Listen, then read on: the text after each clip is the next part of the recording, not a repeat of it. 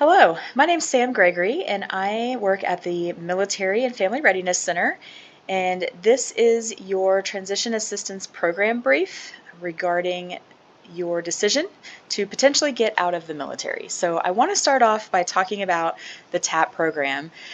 First of all, the program is TAP, Transition Assistance Program, not TAPS. So we want to get that information going out to you guys so that you're aware of the terminology. Want to let you all know this is a time in your life where you're making a decision, and some of you may know exactly what you plan to do. Some of you may still be deciding if you are going to get out of the military or not. So this is what the TAP program is for. The first thing that I want to point out is that TAP is congressionally mandated by law. So you can see the DoD reference there on your slide. Every military member who has been in the military 180 days or longer has to go through TAP. So this is the first piece that I want to make you aware of. There are a few myths that I have listed out here on the screen. The first one is some people think that they do have to have orders to initiate the TAP process, and that is actually not true. No orders are needed. If you do start TAP, it does not commit you to getting out of the military. So that's another myth that we hear a lot of. Some of you may be planning to re-enlist, and if that's the case, that's great. We're excited for you on that, but we still want you to start TAP because there is a mandate that the first 2 appointments need to be completed no later than 365 days prior to your official date of separation. So if your enlistment has not been approved, we want you to go ahead and start TAP, and then once your enlistment gets approved, then you can stop and pick back up where you left off later on, because TAP is actually good for 4 years. So that is a great piece that's changed a little bit with the TAP program. You can continue on as if you never stopped. As long as the last course that you took was within a 4-year time frame, you can pick up right where you left off. Now, if you're thinking about SkillBridge, I know this is a very popular program. We want to make sure that you understand TAP must be completed prior to applying for SkillBridge. So you want to push your dates back a little bit, because usually SkillBridge is the last 180 days that you are in the military. And so if that is something you're considering, we want to make sure that you start TAP as soon as possible. Final myth about TAP is a lot of people think that you need to start 6 months out or a year out. That's actually too late. So the ideal time frame to start TAP is 18 to 24 months out, so that you have the opportunity to participate in some of those programs like SkillBridge. And maybe you'll even have a chance to attend TAP a second time. A lot of people love to attend TAP multiple times because of the amount of information that you receive during the program. Sometimes it can be a little overwhelming, and so we want to make sure that you're able to process that information, you're able to come back and get any questions answered that you have. So what is TAP? You can see here there are 4 phases that you need to complete in order to go through the TAP program. Phase 1 is your initial counseling appointment, and as I mentioned before, this does need to be complete no later than 365 days prior to your date of separation. And this is really an individual appointment where we sit down and we talk about your transition goals, what you need, what are your plans, and we're going to provide an overview of what the TAP program is going to look like. During phase 2, that is your pre-separation counseling. This too must be completed no later than 365 days prior to your date of separation. And during this brief, we start to introduce benefits and entitlements that you may be eligible for as a separatee from the military. And we also start providing you resources that you can start using to prepare yourself for your transition back to civilian life. Phase 3 is what most people are aware of with the TAP program, and that is your TAP workshop. For your TAP workshop, it is a 3-day workshop with 2-day tracks that are available for you to attend based on your career path. So you can see on the screen here, the TAP workshop includes a DoD training day, we have VA benefits and services, and then Department of Labor comes in and starts to discuss employment fundamentals. Now, the 2-day tracks are opportunities for you to take a course based on the career path that you're going into after you get out of the military. So for example, if you're planning on going back to school, there is an education track where you can learn about the process of applying for schools, comparing those different degree programs, and that type of information. Most people are going to work when they leave the military, and so the employment track is probably our most popular track, where they can learn more about developing a resume, building a LinkedIn profile, negotiating salaries, and interviewing for jobs. Entrepreneurship is geared towards those who are looking to start up a business. So that is taught by the Small Business Administration, and they give you the basic foundations of small business ownership as a veteran. And then the last 2-day track option is vocation. So this is for anybody who is interested in trade or vocational school options, or if you really don't know what you want to do when you get out of the military, this is a great course to explore what your interests are and see what job opportunities are out there based on what you enjoy. Now the final phase of TAP is your capstone. This phase is the last appointment that you will go through to complete the TAP process, and we will evaluate you and the items that you will submit to show us that you are ready for your transition out of the military. So we are going to verify that you have submitted all of your documentation. We're going to initiate and complete a DD Form 2648, and this will be your ticket out the door for you to final out. Now, some of you may be asking, well, how do I start TAP? If you scan the QR code that you see there on the screen, that will take you to Ramstein's TAP website. So our TAP website is a one-stop shop for all the information about the TAP program, and this is also where you'll go to start TAP. So you can see in the blue box down there at the bottom, there are 2 items that you need to fill out and submit to our TAP org box. And we will receive your documentation, review it, and assign you to a transition counselor. Last but not least, I just wanted to give you guys all of our contact information. So we are the Military and Family Readiness Center. Our building is building 2120. If you're not familiar with where we're located, we are near Chili's, Bowling Center, and the Med Group. We're in that big parking lot area. We're also located in the same building where the education office is. You can see our hours of operation on the screen and our contact information. So if you do have any questions about the TAP program or anything that the Military and Family Readiness Center offers, please don't hesitate to reach out, and we look forward to seeing you guys coming through the TAP program. Have a great day. Hello everyone, so my name is Flavia and I will be presenting the Education Services Briefing for Informed Decision. We're at the Ramstein Education Center, and it is on Ramstein, of course, building 2120 on the 4th floor. We have our email address right there, 86fss.ramsteineducationcenter@us.af.mil. That's the best way to contact us. We do try to get back to you within 24 hours, but we do ask that you give us at least 48 hours. Okay, what's in it for me? So you're thinking about your education.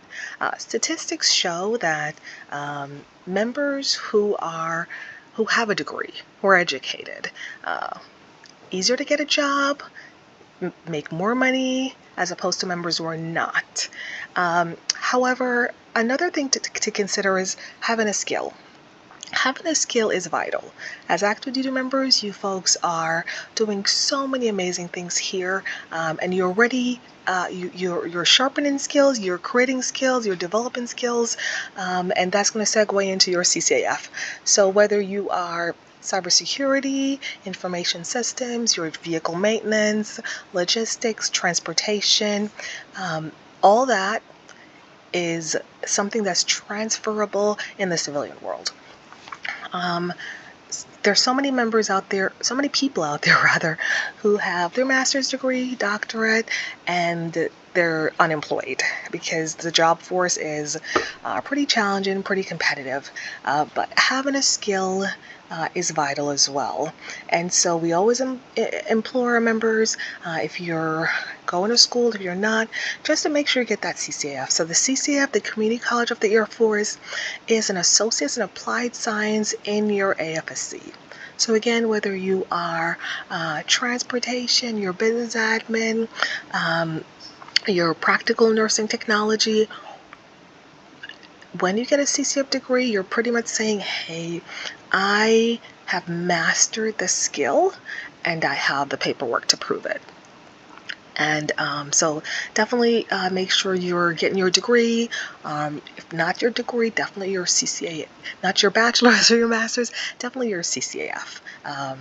Because that's having a CCF on your resume, it says a lot about you. It says you're a veteran, which means you are honest, you're hardworking, you show up on time, you know how to work as a team, you have integrity. So the Community College of the Air Force degree is saying a lot about you, and it can also form connections. So a member, also a veteran, might see your CCAF, Community College of the Air Force degree on your resume, and they're like, wait, let me reach out to this guy and make connection, or girl and make connection. So definitely as educators, we always implore our members to get a degree, sharpen that skill. For some people, Air Force schools, so getting certifications is a way to go. That's fine. We support that as well.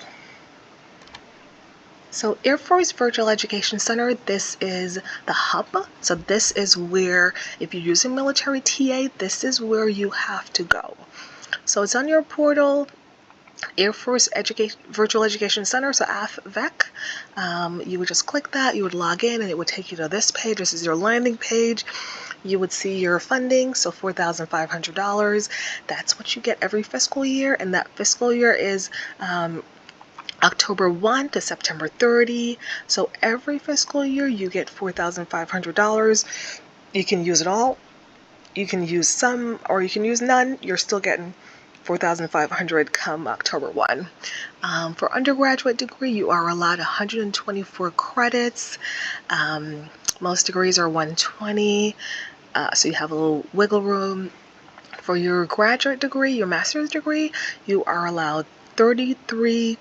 Sorry, that says 33, but you are allowed 42 credits. Sorry about that. So this person, the example, is doing their master's. You are allowed 42 semester hours, 42 credits. Most masters are 30 to 36. So again, a little wiggle room. And then the last thing is Air Force Cool, 4,500, but this is a lifetime cap. So when you've used the money, it does not replenish. That money is done. So Air Force School is a little bit different than MilTA, in the sense that your TA for your college classes replenishes throughout your military career, and takes you all the way up to your master's degree. But the Air Force School, that those funds expire after you've used 4,500 of it. This page is navigated from the left-hand side, as you can see. So just log in, update your information, and you have our email to give us a call to let us know you want to use your education benefits. Okay, so for your CCAF, all your requirements must be completed before separation, but after you separate, you do have 6 years where you can be awarded your degree. Of course, that is granted that you submitted all your transcript to CCAF. So if you took AP classes, if you took CLEPs and Dantes, if you took classes with a college, those are all, they need to be transferred to CCAF. So CCAF requires official documents, so source documents directly from the school to this address in Alabama. You can use a physical address or you can use the e address. Either is fine. All right, a little bit more about military tuition assistance. You are allowed to complete your Community College of the Air Force, so your CCAF, your associate's degree, your bachelor's, your master's, and of course Air Force School, so those credentials. People typically ask, what's the difference between your CCAF and associates? Great question. So the CCAF is a Community College of the Air Force degree, as we said, but it is an associate's in applied science in your job. So that's going to be an associate's of applied science in criminal justice if you're a cop, in information systems, in meteorology, in logistics, whatever you are, that is what your CCF is going to be in. So you don't have to do anything regarding change in degree. You're declaring, it's already declared for you. You're getting an associate in your job. The civilian associates could be in anything.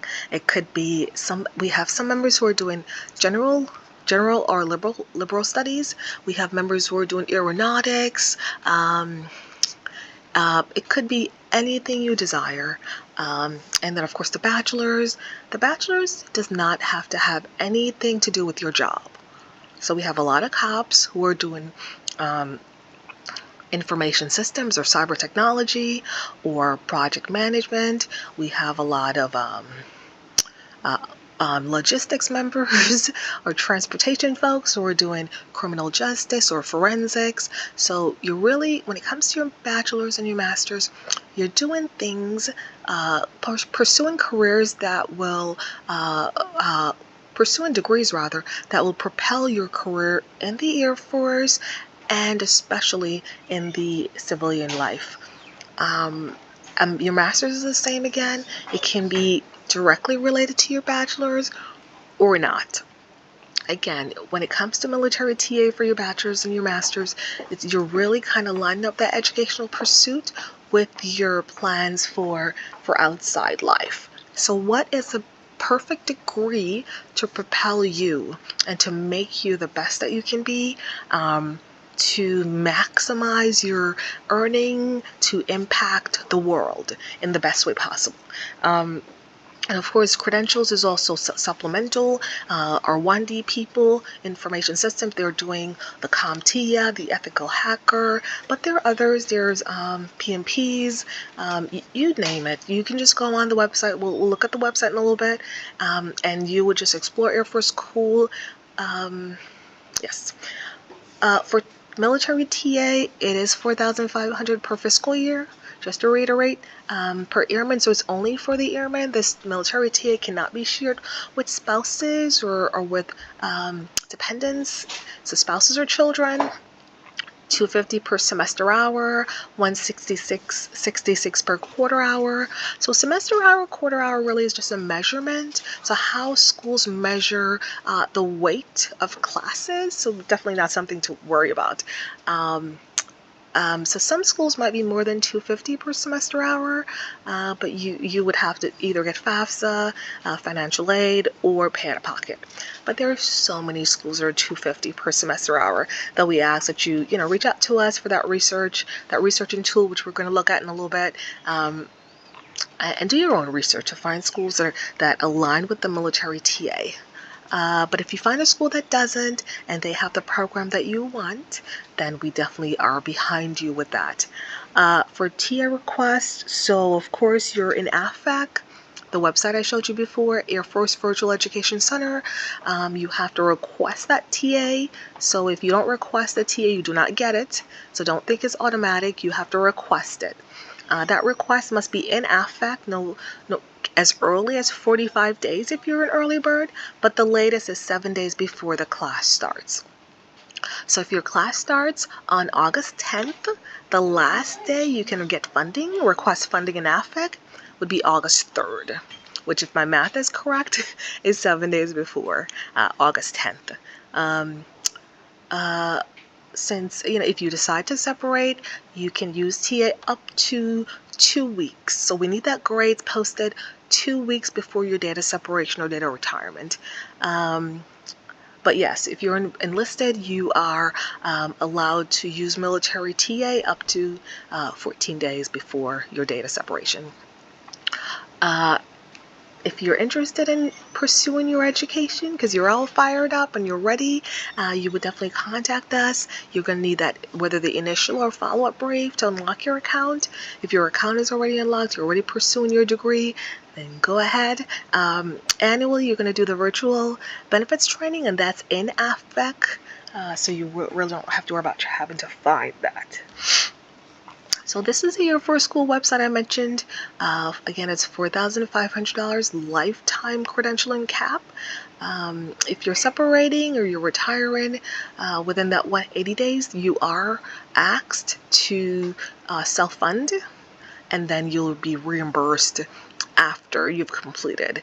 But you still do the same steps as everyone else. You still have to log into AFAC, still have to create a goal for your Air Force School, get it approved by your supervisor, and then you have to create your request for funding in AFAC. So those steps still have to occur, creating your goal, creating your request for funding, but you would pay out of pocket, and then Air Force School would reimburse you those funds after a successful completion.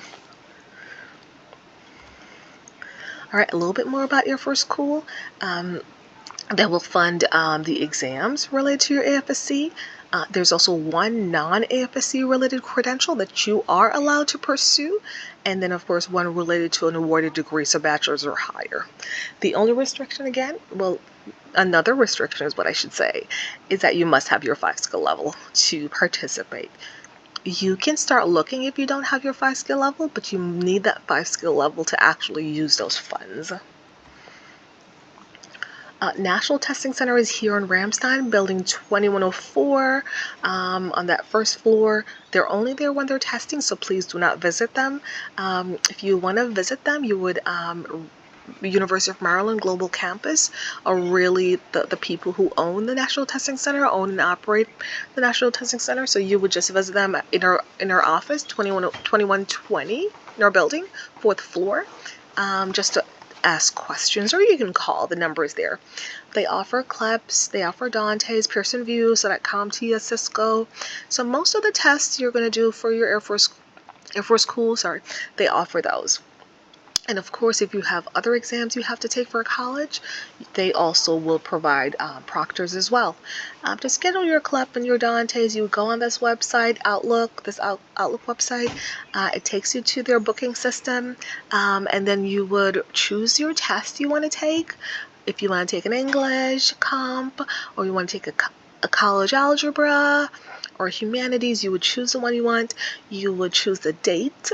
So they put the dates and the courses they're offering, so you would choose that, and then you would of course visit the base library to start studying. So find the study guides, start studying, show up on the day of the test, take your test, and then typically at the end of the test they ask you, where do you want transcripts to be sent? You would say CCAF, and it would go directly to CCAF, and they would apply that to your degree as a class.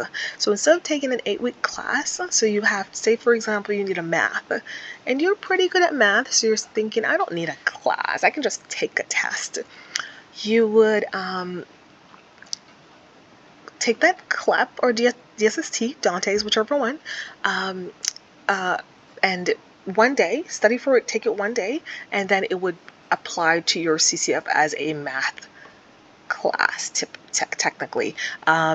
It really is up to your university. So if you want to transfer that to a bachelor's program, some university will accept your CLEP, some won't. So CCF will definitely accept the CLEP and the Dante's, but really it is really up to the university that you go for your bachelor's program if they want to accept that into their degree program. And we have here University of Maryland's email and their DSN.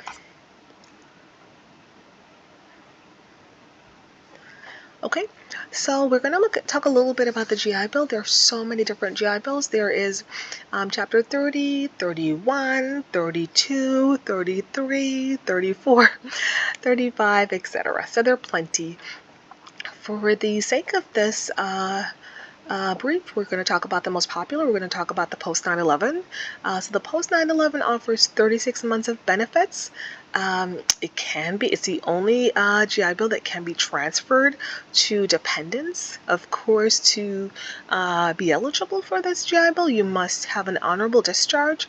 And here we have the number for the DSN for Total Force Service Center. They have a whole lot more information for you regarding this. All right, more about the post 9/11 eligibility. So of course, again, honorable active service is required, and this is all honorable discharge members from 11 September 2001. It begins 90 days after completing tech school, ROTC Service Academy commitment or loan repayment, this 36 months is good for your lifetime. The benefit level is based on aggregate service. We're going to look at that in a little bit, so fret not. And of course, here's the website where you can get more information, the VA website. There's also a number, so if you go on the website, there is I think an 888 number where you can speak to a VA rep. All right, service requirements. So to get 100% of your benefits, you do need to serve at least 36 months. So for example, in the middle here, we have, if for perchance you've served 24 months, so 2 years, you still get 36 months of benefits, but you get 80% of the total. All right, so definitely recommend doing that at least 36 months, so 3 years, so you can get 100% of benefits. Okay, so this is for veterans and their transferees. So you're transferring your GI Bill to your dependent. It pays for all public school in-state tuition and fees. For private and foreign schools, though, there is a cap of approximately $25,000 annually. There is a housing stipend to be received, and that is an E5 with dependent rate, and it's based on zip code of the school and rate of pursuit. So is it a full-time schooling? Is it part-time? No housing allowance for spouses of active duty. Another benefit is yearly book and supply stipend, so up to $1,000 a year, paid proportionally based upon enrollment dates. And again, we're giving you that website for the VA to just explore your benefits a little bit further.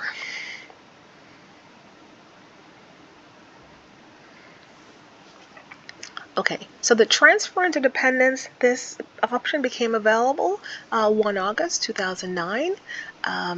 Eligibility, qualified for post 9/11 benefit, be on active duty on or after 1 August 2009, complete 6 years of service and incur 4-year commitment, spouse or children are registered in DARES. To apply to transfer this benefit, you would go on the MilConnect website, and of course we have the DSN here for total force contact.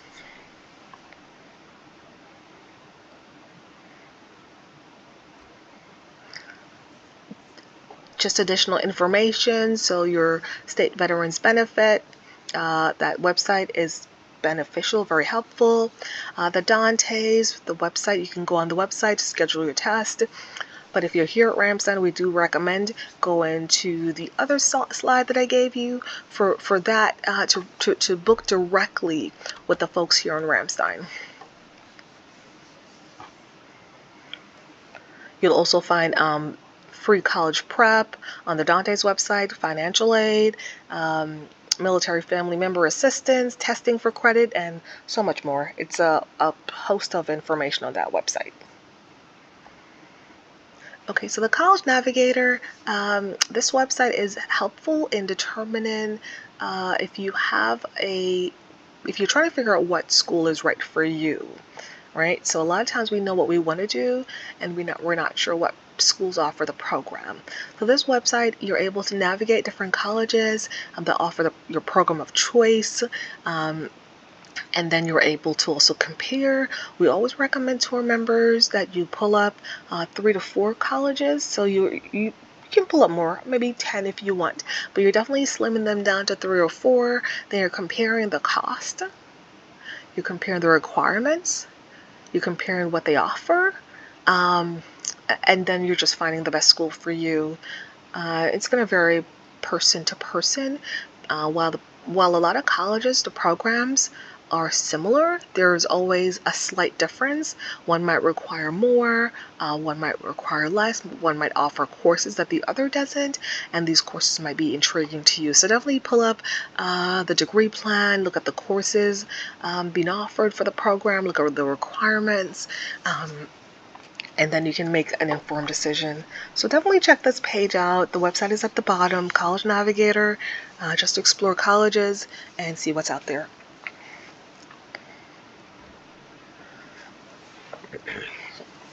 So DoD SkillBridge has become extremely popular. So with SkillBridge, you're able to do internships, on-the-job training, 180 days before your data separation. So we recommend that members, even if you're 2 years out or a year and a half out, we do recommend that members start early. The DoD SkillBridge site is not very friendly. It is really kind of hard to find the companies, and so we recommend that members start early to just to explore and to contact companies. So you're contacting these companies, and then you're determining if it's a good fit for you and for them. So we definitely recommend you starting early. The website is right there. You are learning things. The hope is that you're going to connect with a company and that you're going to be offered a position. But of course, that is not always the case. However, you will acquire amazing skills and experience that you can put in a resume and will make you, definitely will help in making you more marketable. So reach out to us if you're interested in SkillBridge. You definitely have to speak to your supervisor to make sure that you're able to go and you're able to participate. So this is the SkillBridge website. Like I said, it's not the friendliest website. Sometimes the companies are hard to locate. You can locate by state. You can locate by remote. A lot of members want to stay in Germany, and so they do remote. So you can do remote. You can do your state. But again, because the website is not really user-friendly and it can become challenging, we do ask that you start early. So this is the site you're going to be sent to. And again, this site is only for exploring, seeing what companies are out there, seeing what programs they're offering.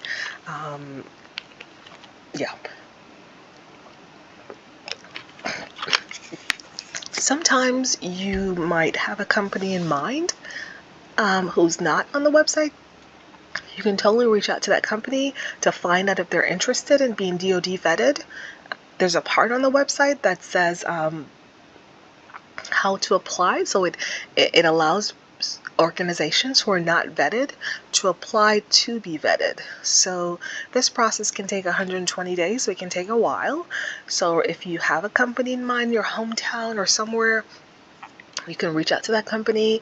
You can give them the information on the link for DoD SkillBridge for that page where it says industry partners, and it asks organizations to be vetted, and they can totally go through the process of being a DoD SkillBridge company.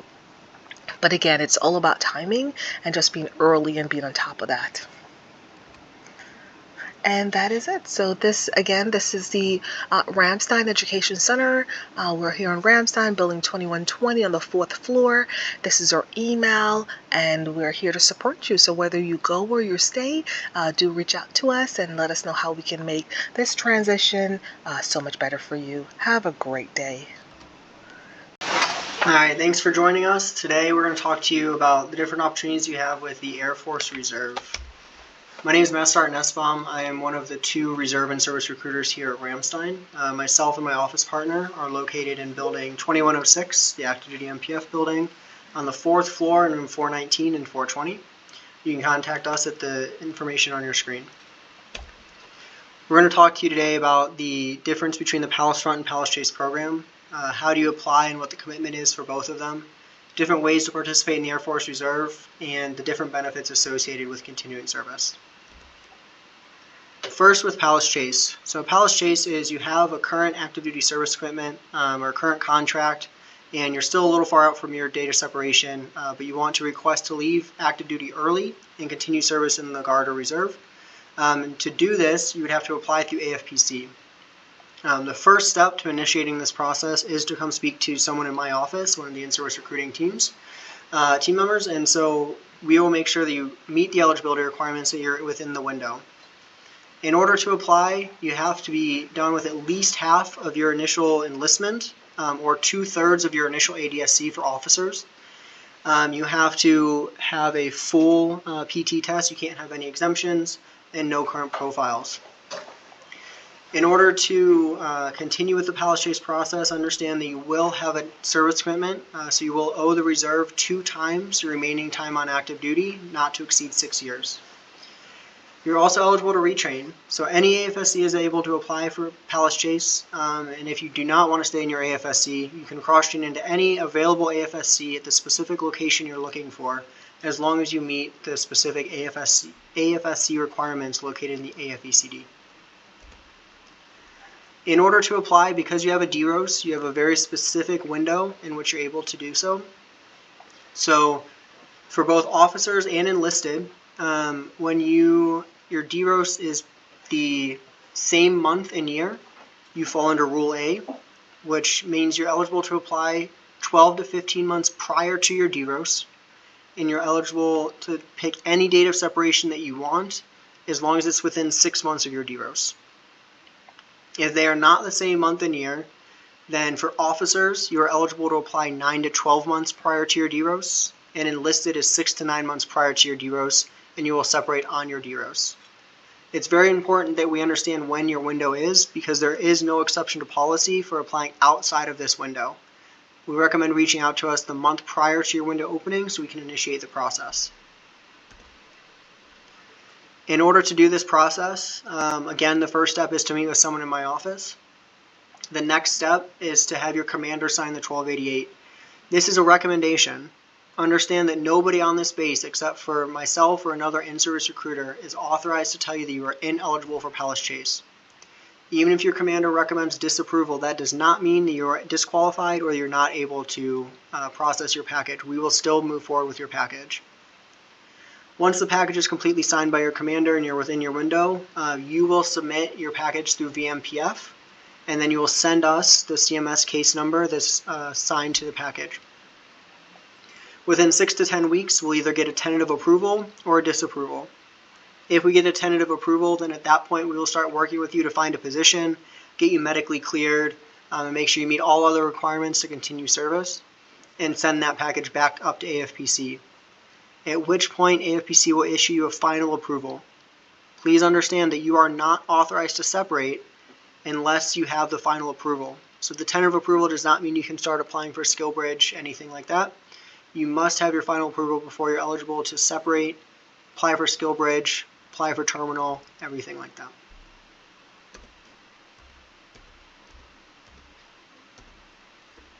Palace Front and how this is different than Palace Chase.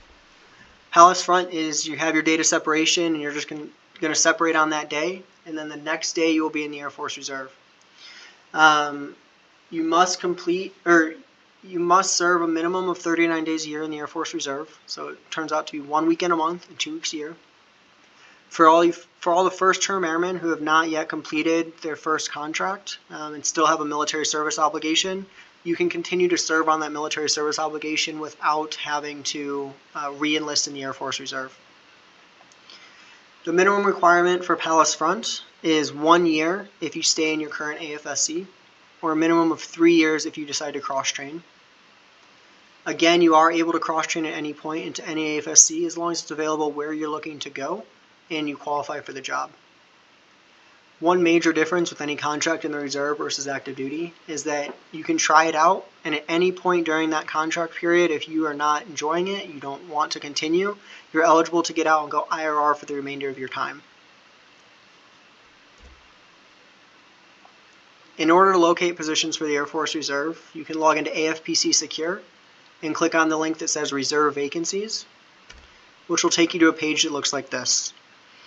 Here you'll click on either all enlisted vacancies or all officer vacancies, whichever is applicable, which will take you to a list of every AFSC, general AFSC, such as 1 Alpha, 1 Bravo, 1 Charlie, etc. Up in the top right corner of this page, though, you'll see a link that says click here for detailed listing. And once you click that, this will allow you to search by a specific base, by a specific state, AFSC, anything like that. Understand that going from enlisted to officer through these programs is very hard. Please don't look at those positions on this site. Contact us and we can talk to you about those specific programs. And if you are looking to cross-train, it's very important that the last drop-down on this page where it says the type of vacancy needs to be traditional, or TRAD.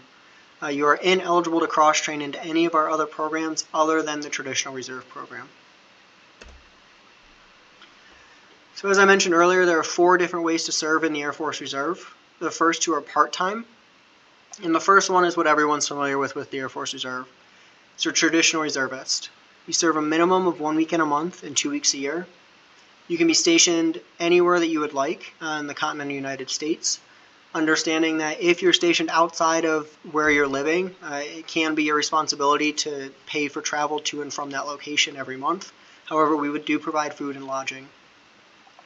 Being a traditional reservist allows you the cross-training opportunities. It gives you part of a cohesive unit that you're used to on active duty, and it gives you regular monthly income. Additionally is the IMA program, or Individual Mobilization Augmentee.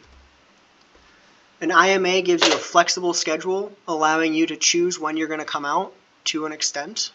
You do work out the timing with an active duty unit that you're assigned to, and you serve a minimum of 24 to 48 days a year.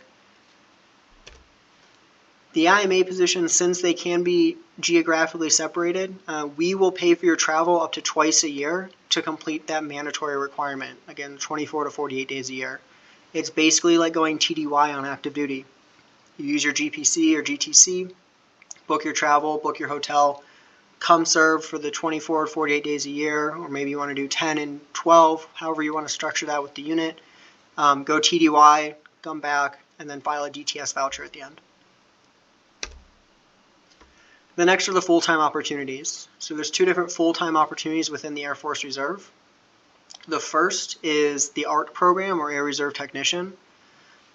ART members, Monday through Friday, are in a GS or WG position, meaning that they're a civilian service member. And then they have the 1 weekend a month they're in reserve status. The benefits of the ART program are that you earn 2 retirements. You earn your military service retirement, and you earn the GS retirement as well. All of these jobs are located on usajobs.gov, and you can apply directly there. The next is the AGR, or Active Guard Reserve position. AGR is essentially your active duty working for the Air Force Reserve.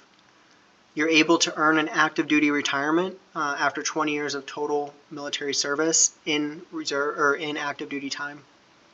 And you're getting the same pay, same benefits as any other active duty member. These positions are now located in MyVector under Talent Marketplace. And they are posted the 1st and 15th of every month.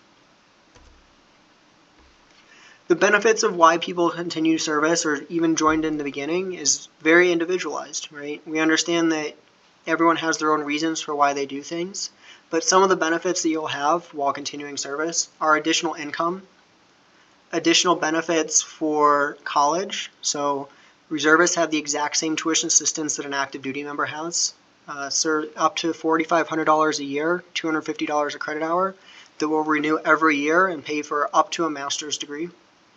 You also have the ability to earn an additional 12 months of your GI Bill. You also have medical insurance, which will be covered shortly. SGLI is exactly the same. You have up to $500,000 of coverage for, I think it's about $39 a month. We do not get uniform allowance, so anytime you need a new uniform, you'll just take your old uniform to the unit, hand it in, and they'll hand you a brand new uniform. We also don't test for rank. We don't have any CJRs, data rank rollbacks, or force shaping.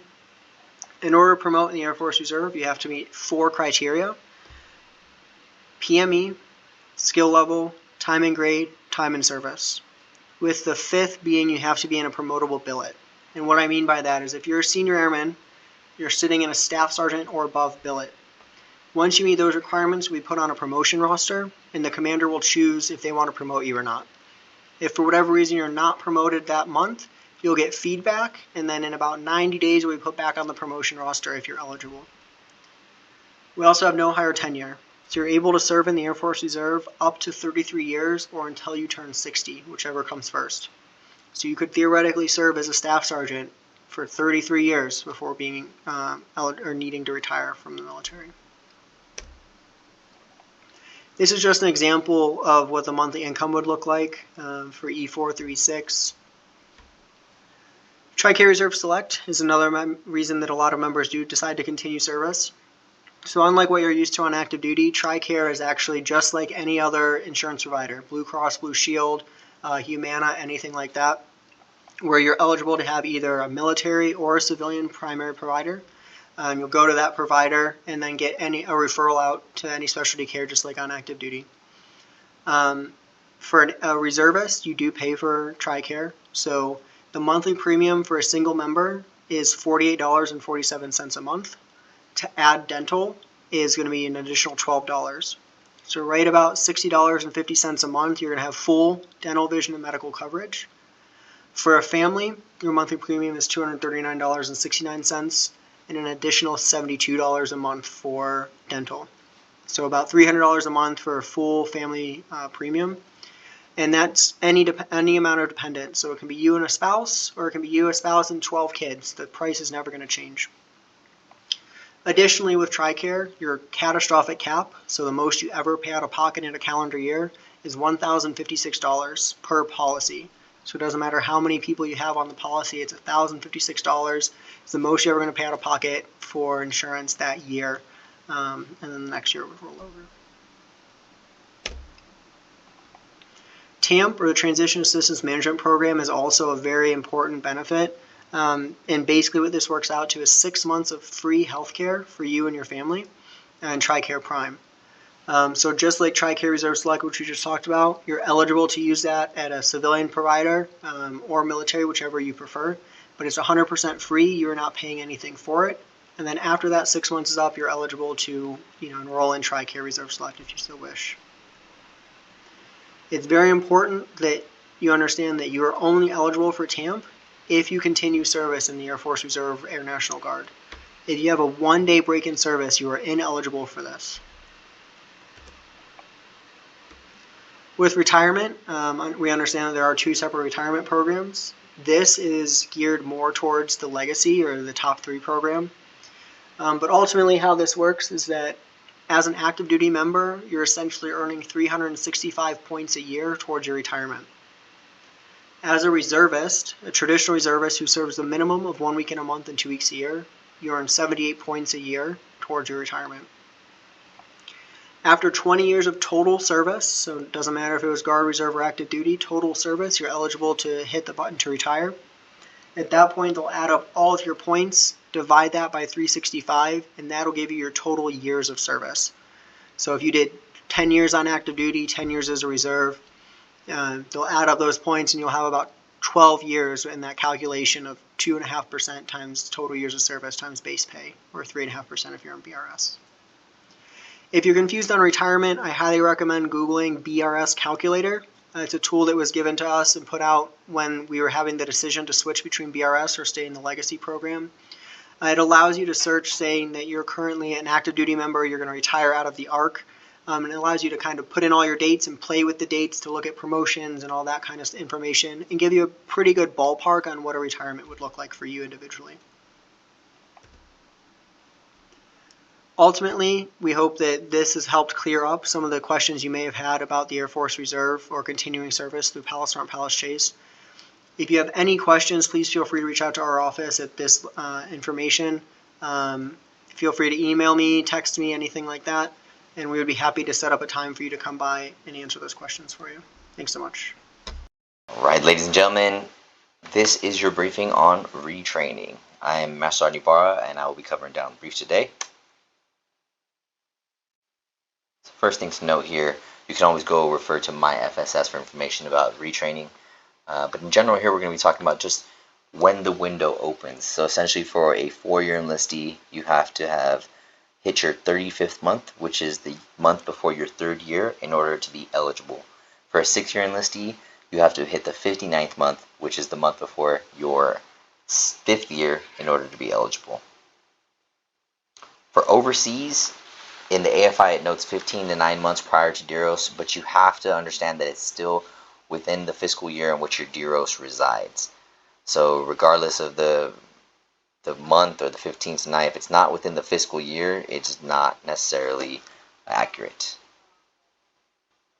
And also with that, you have to have entered the window.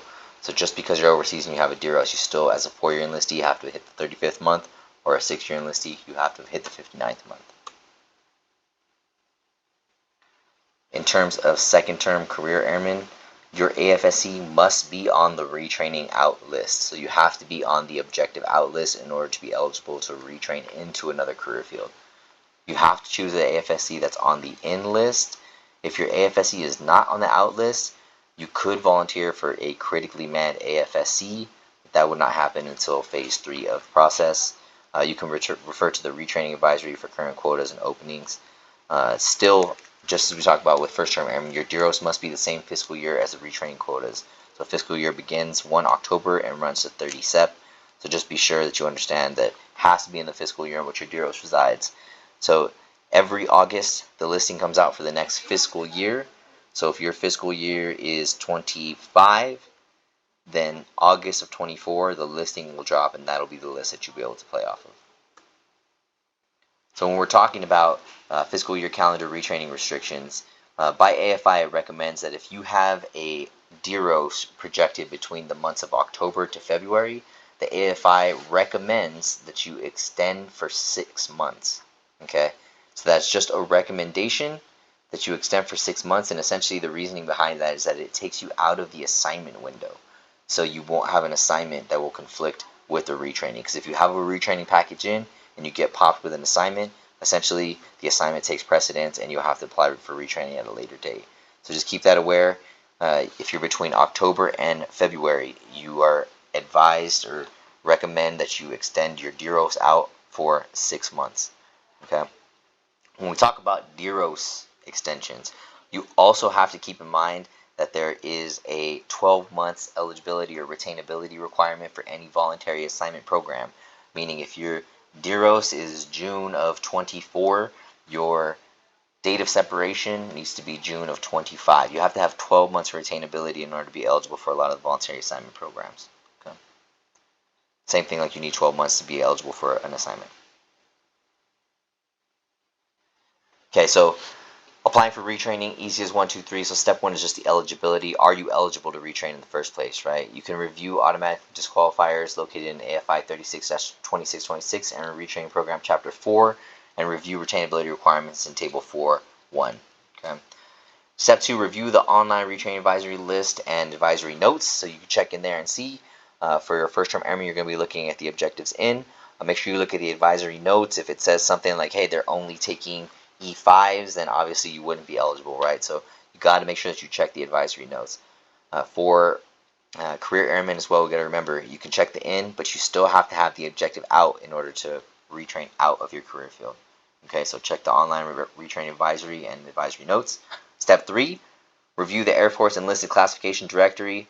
So this is essentially a guide that has every single AFSC in the Air Force and what all the qualifications and requirements are. So you can kind of do your homework, right? You can go in and pull up the AFECD and look through it and just kind of get an idea. Hey, these are the AFSCs that I'm interested in, and these are all the requirements and qualifications that I'm going to need to get before I apply for these AFSCs. Okay, the AFECD is just available online. So if you go to the Air Force portal and look in the search bar, you go to My FSS and go in the search bar AFECD, it will pop up. Okay, and then step 4, essentially you apply for retraining, right? So if you went through, you got your eligibility, it said, hey, congratulations, you're eligible. You would go through the process and you could start it then. You would review the online retraining advisory, the advisory notes, you would cross-reference it with the AFECD, and then you would apply for your retraining. Okay, so how do you do that? All of the new information is available now on My FSS, so you go to My FSS, and retraining is a 2-step process. The eligibility verification comes first, and then the application submission comes second. Eligibility verification is just an automated process for eligible airmen. Think of it as like the first line of defense. Essentially, they're going to go through and just kind of quick scrub your record just to make sure you're actually eligible for airmen overseas. What is that? They're going to look and say, hey, is this member in the fiscal year in which their DEROS resides? If you're not, it's going to tell you right there. If you don't have the 12 months of retainability to be eligible, it might tell you right there, right? So that's kind of the first step.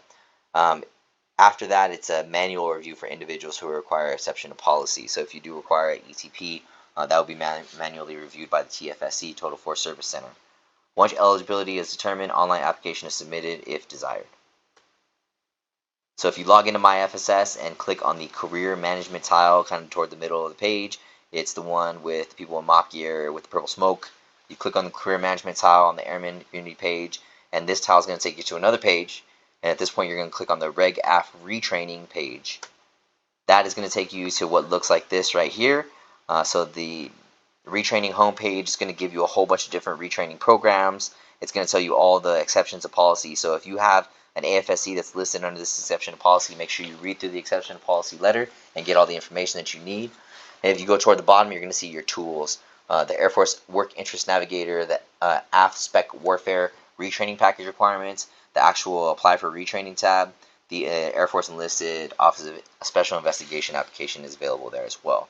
So at the bottom of this page, there's a button that says Apply for Retraining. This currently is the only button that works right now to submit your application. So once again, the bottom of this page in the middle, there's one button that says Apply for Retraining. That is the only button that currently functions until they go through and fix the page. So eligibility verification requests. Members can also locate through the active duty retraining homepage through learn more about and search knowledge articles at the top of the screen. Okay, but this is what that's going to look like. Members should review all the information before submitting their applications, right? Make sure you have all the documents that you need. So essentially, now we'll step through the process here. For retraining, you're going to create a request. Following application will determine your potential eligibility. So like I said before, this is the eligibility determination here. If you click through and you check any of these boxes, you're probably not eligible to retrain. But if you don't have any of these, you would click none of the above, apply to me, click next. In some cases, you'll need an agent bypass interview for retraining, or you'll say, hey, boom, you're not eligible right here, and they'll tell you why you're not eligible. So this example here, you're ineligible due to AFI 36-2606, table 5.3, ineligible for promotion or reenlistment, code 3C. So this would render you ineligible. Also, this member here, this example, shows they have an invalid return date for this fiscal year's retraining.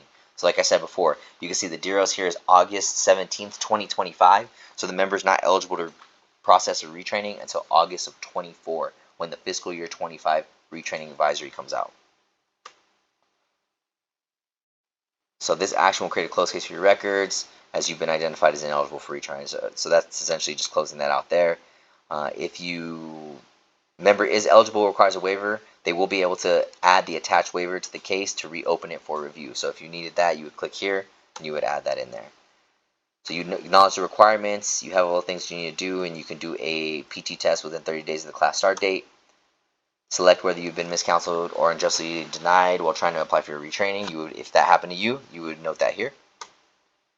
And then you would get to the AFSC selection. So it's going to give you a list of all the AFSCs that are available based on the list that drops in August. So this is all going to be right here. You're going to see all the jobs that they're looking for, and you will see the quotas, okay? So a lot of discussion has been had about the ETP that came out talking about all the AFSCs below 90%. That's still going to look like this. Okay, there's no magic list that says, hey, these AFSCs are 90%. It's still going to formulate and it's going to show to our end as a quota. So here you see FTA, let's say for diagnostic imaging, they're looking for 10 airmen. Okay, so if you are a first term airman, you would only look at the first term airman column in this page. Okay, once again, if you are a first term airman, you would only look at the first term airman column, regardless of if you're a staff sergeant or a technical sergeant. Okay. If you are a career airman, you will only look at the rank specific requirements. So if you're a career airman, you have re-enlisted once in your career, you would look, if you're a staff sergeant, you would look at staff sergeant. If you're a tech sergeant, you look at tech sergeant, master, master. If you have a projected rank, you look at the projected rank in which you're trying to see.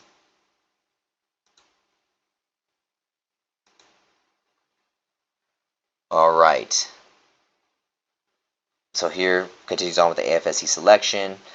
Here in this point of the video or in the slides, it just shows you what the example is. If you pick right here, this member picked 4, so they picked 1N7 human intel specialist. They picked 2 alpha aircraft maintenance helper, 2 alpha low observable aircraft structural maintenance, and then 3F the equal opportunity helper. So here you can rack and stack your jobs here. So this gives you the opportunity to do that. Okay. After that, you selected these, you would go ahead and just click submit.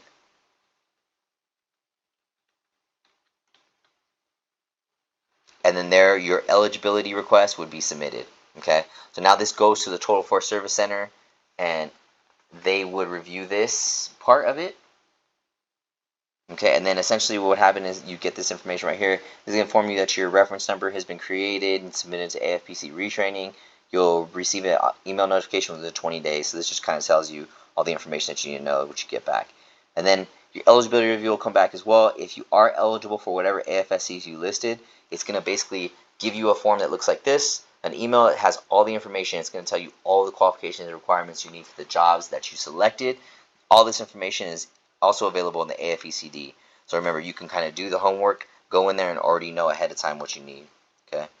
So that case is now open. You have it in the system. This is what it looks like in MyFSS. You have cases open. Boom, there's your retraining request. Status eligible and substatus or substatus eligible. Status is open.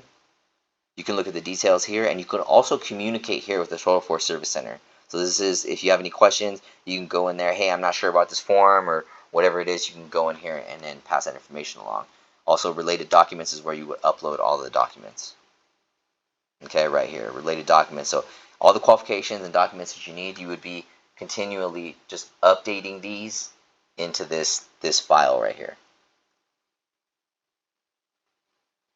Okay, so once you finish and you update all the files in there and everything's good to go, it's going to go back for review. And if you get approved, you're going to get this message. Cool, congratulations.